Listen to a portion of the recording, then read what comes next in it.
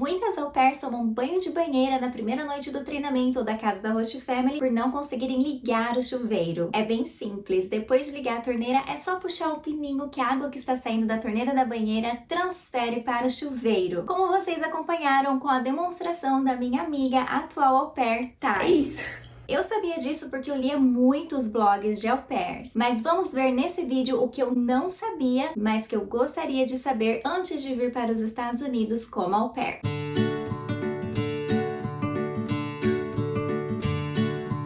Eu sou Gisela, ex-au pair aqui nos Estados Unidos e atual LCC, e quando eu terminei o meu primeiro ano de au pair, eu escrevi no meu blog uma lista de coisas que eu observei de diferenças dos Estados Unidos e do Brasil. E eu quero ver se eu generalizei o estereótipo dos americanos ou se eu continuo concordando com aquelas coisas. Além de, claro, que eu vou adicionar alguns itens nessa lista com coisas que eu gostaria de saber antes de ter vindo para os Estados Unidos como au pair. Eu acho que o primeiro deles vocês até devem imaginar o que é: inglês. Sim, I wish I knew a little bit more of English before I came to America as an au pair. If you've seen other videos here on my channel, you already know that my English was extremely basic when I first got here. And because of it, it was the most challenging thing I ever went through in my life. It was so hard for me to communicate, for me to be understood, for me to understand, to express myself. I even lost money because of my poor English skills. So please do not do what I did and practice as much as you can before you come here. E também estudem um pouquinho sobre as unidades de medidas. Por exemplo, a minha altura é 5 feet and 4 inches. Eu peso 110 pounds. Today the weather was in the 90s. Aprendam a fazer a conversão de Fahrenheit para Celsius, de quilômetros para milhas. O GPS aqui vai conversar com você em inglês. In 1 mile, turn right, left, right. Faça um L com os dedos. Na mão onde o L realmente for um L, é o left. O outro não é L, então é right. Outra coisa que eu gostaria de saber antes de ter vindo ser uma au pair é que Host Family não liga se você não traz presentes. Na verdade, eles nem esperam que você vá trazer, então não gastem dinheiro, tempo se preocupando. Eu já até deixei essa dica lá na aba comunidade aqui do meu canal. Eu sugeri que se você for querer trazer alguma coisinha, traga alguma coisa artesanal, porque esses trabalhos manuais são muito valorizados aqui. Mas alguma coisa bem DIY mesmo, que você mesmo fez e sem gastar muito. Então vamos lá para minha lista, mas antes já deixa o seu like para mais vídeos de dicas como esse. Americana consumista porque tudo é muito barato mesmo. Sim, e é por isso que a gente perde o controle quando a gente chega aqui e sai comprando tudo que vê pela frente. Americana é viciado em compras pela internet. Sim, acho que até os brasileiros hoje em dia são também. Mas, de novo, cuidado com o descontrole financeiro. Tudo aqui é grande e exagerado. Deve ser por isso que é fácil de engordar. Sim, o tamanho de tudo que você compra aqui vai ser maior do que o tamanho daquilo no Brasil. Por isso é importante você praticar exercícios físicos quando você estiver aqui, nada de ser sedentário. Peça para se tornar membros das academias dos seus hosts, mas tem academia que custa só $10 por mês. Muita au pair acaba encontrando o conforto de uma homesick em comidas, e isso, além de engordar, vai fazer você gastar mais do seu salário. E o exagero é também no tamanho das porções, então dá para dividir tranquilamente uma porção com uma amiga num restaurante. Ai, não tá na lista, mas cuidado com a pimenta. O tempero aqui costuma ser apimentado, então presta atenção no cardápio, nas palavras hot, spicy, chili e jalapeno. E não se esqueçam que a água é de graça, é da torneira, mas é filtradinha, pode confiar. Ah, e da tip, no mínimo 10%, mas o ideal é 15% para qualquer pessoa que te prestou um serviço. A americana embrulha e leva para casa a comida que sobrou no restaurante. Bom, se você não quis dividir, mas também não aguentou comer tudo, não tenha vergonha de pedir um box e levar o resto to go. As principais refeições são café da manhã e janta. Eu senti muita dificuldade em me acostumar a não almoçar ao meio-dia. Tanto que agora que eu tenho a minha casa, eu faço as minhas 3 refeições como a gente faz no Brasil. Mas a cultura aqui é café da manhã grande, almoço é qualquer coisa aí sem hora certa, e o jantar que nem é tão grande assim, quase nunca tem arroz e feijão, e costuma ser bem cedo, no mais tardar às 7 da noite. Mas muitas famílias com crianças pequenas jantam às 6 ou até às 5, então já se preparem, porque essa é uma das adaptações mais difíceis. Americano faz churrasco de hambúrguer e salsicha. Pelo menos as duas famílias que eu trabalhei faziam, principalmente no feriado do 4 de julho. E cachorro quente aqui é só mesmo o pão e a salsicha. Acho que eles nem sabem o que é batata palha. Ah, e a espiga de milho, que é bem famosa aqui no verão, tem um gosto doce. É diferente do nosso milho verde. Americano não gosta de McDonald's e diz que é coisa para pobres. No Brasil eu achava super chique em McDonald's, até porque é bem caro. Mas aqui eu mesma não vou mais. E não é porque eu sou rica, é porque não é saudável mesmo. Americano come com as mãos sem ao menos segurar com guardanapo. Até eu faço isso hoje. E pizza com garfo e faca? Nunca mais. Americano toma bebidas até água com muito gelo, mesmo no inverno. E quando você fica resfriado, eles te recomendam tomar sorvete. Filhos pequenos de americanos não tomam banho todos os dias e escovam os dentes apenas uma vez ao dia. O meu filho toma banho todos os dias. Na minha host family, os 3 menores tomavam banho um dia sim, um dia não. Every other day. As 2 mais velhas tomavam todos os dias. Mas já na outra família que eu trabalhei, até as bebezinhas tomavam banho todos os dias. Agora, essa de escovar os dentes é que os meus host siblings eram sim meio preguiçosos.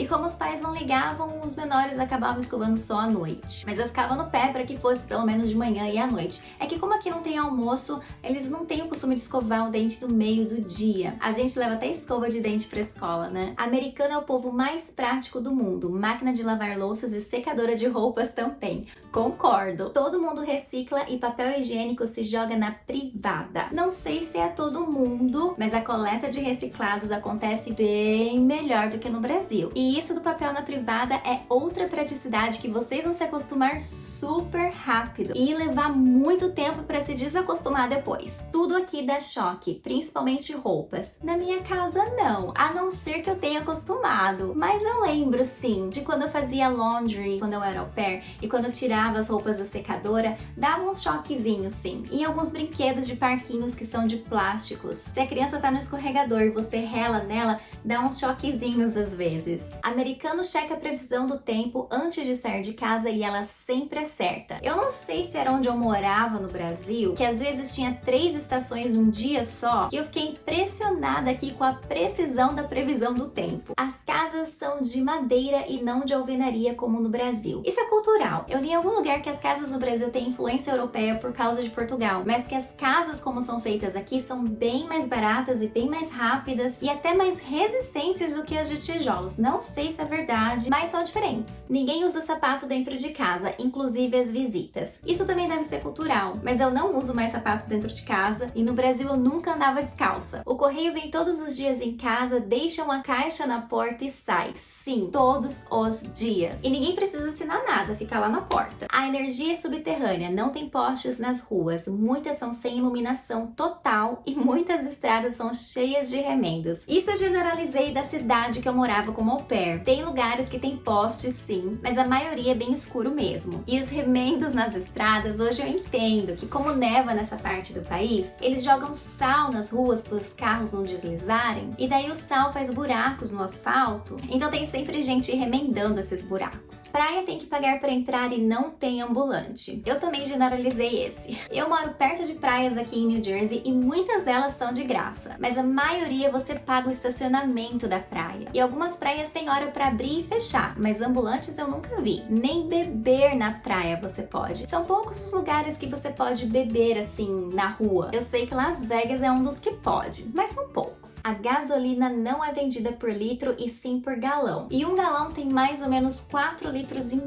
e é você quem coloca a sua própria gasolina. Tirando aqui em New Jersey, que você é proibido de colocar sua gasolina, mas não precisa dar gorjeta pro frentista, eles realmente recebem pelo que fazem. Táxi aqui é comum e barato. Gente, eu escrevi isso há muito tempo, né? Hoje em dia, Uber ou Lyft são muito mais comuns do que táxis. E isso porque o transporte público na maior parte do país é bem precário. Porque o governo recebe tanto da indústria automotiva, carros aqui são bem mais baratos do que no Brasil, que quase todo mundo tem. Então os Estados Unidos não têm uma motivação para melhorar o transporte público. Claro que Nova York, Chicago, Filadélfia, São Francisco funciona muito bem. Aqui nesse mapa, vocês conseguem ver o Top 10 Cities com o melhor transporte público do país. Eu quero aproveitar e passar por outros mapas com vocês que podem até ajudar vocês a se decidirem na hora do seu match. Por exemplo, esses são os estados mais perigosos para morar. Gente, olha o Alasca em segundo lugar. Quem iria imaginar? Aliás, prestem atenção no clima dos estados. De repente você não gosta de frio, então os estados do norte, do nordeste, do noroeste não serão bons para você. Esse outro mostra os estados mais